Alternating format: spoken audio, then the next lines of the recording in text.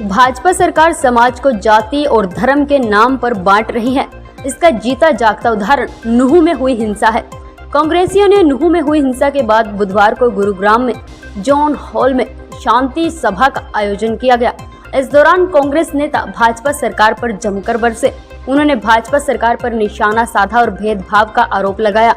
कांग्रेस नेताओं का कहना है कि कल जब कांग्रेस के वरिष्ठ नेता नूह में पीड़ित का हाल जानने के लिए जा रहे थे तो उन्हें रोक दिया गया। यहाँ धारा 144 लगाने होने की बात कही गई थी।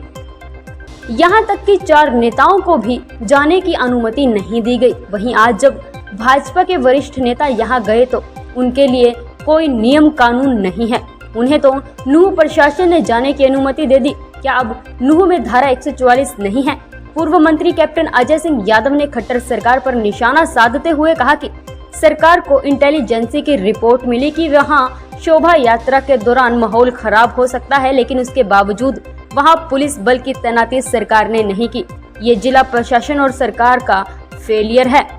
कांग्रेसियों का कहना है कि भाजपा आजादी से पहले भी अंग्रेजों से मिलकर फूट डालो और शासन करो की राह पर चली है और आज भी इसी तरह राह पर चली हुई है। इस तानाशाही सरकार से हर वर्ग दुखी हो चुका है। वोट के लिए ये ओछी राजनीति करने पर उतर आए हैं। कांग्रेसियों ने कहा कि वे दोषियों के खिलाफ सख्त कार्यवाही और इस हिंसा में मारे गए 6 लोगों को शहीद का दर्जा देने की मांग सरकार से कर रहे हैं।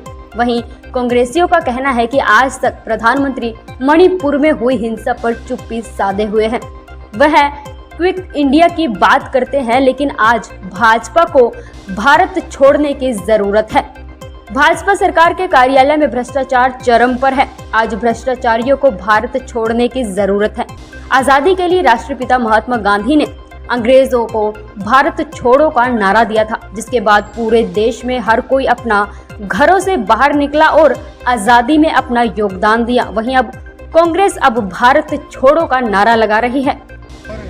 हमारी अखिल भारतीय कांग्रेस कमेटी की तरफ से ये आह्वान था कि 9 अगस्त 1942 में भारत छोड़ो का जो स्लोगन हमारे राष्ट्रपिता महात्मा गांधी जी ने दिया था कि अंग्रेजों को कि भारत छोड़ो, और देश में अमन और शांति के लिए आज शांति सभा का जो है आज के दिन रखा गया। क्रांति दिवस है आज का दिन जो है। और मणिपुर के अंदर जो घटना हुई जिसमें महिलाओं को निवस्त्र किया गया, आज वहाँ 2 समुदायों के बीच में 2 मणिपुर बना दिए हैं। ये तो बात करते हैं अखंड भारत की, मणिपुर के 2 मणिपुर बना दिए इन्होंने। और जिस तरीके से वहाँ पर अशांति फैलाई है इन लोगों ने नॉर्थ ईस्ट के अंदर, और जो है हमारी जो हैं बेटियाँ जो हैं वो महफूज नहीं है। दूसरा जो है नूह के अंदर जो कुछ हुआ है, देखिए ये यात्रा मात्र जो है नूह से 3-4 साल पहले चलनी शुरू हुई है। ये 82 कोस की जो है होटल के पास से होकर निकल जाती थी, पहले कभी भी नूह में नहीं आती थी, लेकिन चलो इन्होंने शुरू कर दी, कोई दिक्कत नहीं है। पिछली बार इन्होंने वहाँ पूरी फोर्स लगा रखी थी, वहाँ से जो है यात्रा सफल होकर निकल गई थी। मेरा प्रश्न ये है सरकार से कि जब आपको CID से रिपोर्ट मिल गया था कि साइबर जो क्राइम की जो ब्रांच है उसके पास ये सारे मामले थे, CID ने भी अपनी रिपोर्ट दे दी थी कि टेंशन है दोनों समुदाय में और भड़काऊ किस्म की बातें की जा रही थी। कोई भाषा अभद्र भाषा का विश्वास कर रहा था, कोई उसके धर्म को गाली दे रहा था, उसके धर्म को गाली दे रहा था।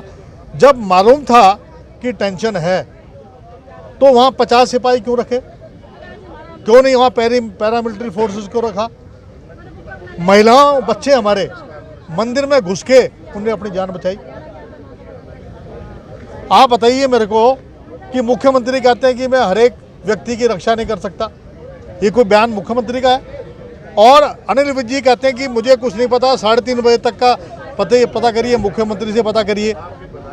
और दुष्यंत चौटाला कहते हैं कि हमें तैयारी नहीं थी हमारी। तो तीनों बातें अलग करना। फिर हम कल हमारा डेलीगेशन उदय भांजी जो हमारे अध्यक्ष हैं, दीपेंद्र हुड्डा जी, ये कोई राजनीतिक मुद्दा तो वैसे है नहीं, लेकिन अब आपने राजनीति की बात करी है तो राजनीति का जवाब भी राजनीति से दिया जाएगा। आज पूरे देश में क्या हालात है, मैं कहता हूं कि जब आज़ाद नहीं थे हम लोग, जब गुलाम थे तब हम लोग एक थे। अगर आज हम आज़ाद हो गए तो हम अलग अलग हो गए। हिंदू मुस्लिम क्या है ये सब? हम लोगों को क्या पढ़ाया गया? हिंदू मुस्लिम सिख ईसाई आपस में है भाई भाई। आज भाजपा लड़वाने का काम कर रही है। कल अगर हमारे जो उच्च स्तरीय एक प्रतिमंडल अगर वहाँ जाना चाह रहा है, 8 आदमी या 9 आदमी थे, हमने ये रिक्वेस्ट कर दी कि 4 आदमियों को जाने दो, और परमिशन लेने के बावजूद भी हम लोगों को वहाँ नहीं जाने दिया। और आप देखिए आज भाजपा वाले वहाँ जा रहे हैं। ये कैसी दोहरी नीति, ये कैसी सरकार चल रही है इस देश में? ये तानाशाह सरकार, ऐसा नहीं चलेगा। ये देश में दोहरे मापदंड की सरकार नहीं चलेगी।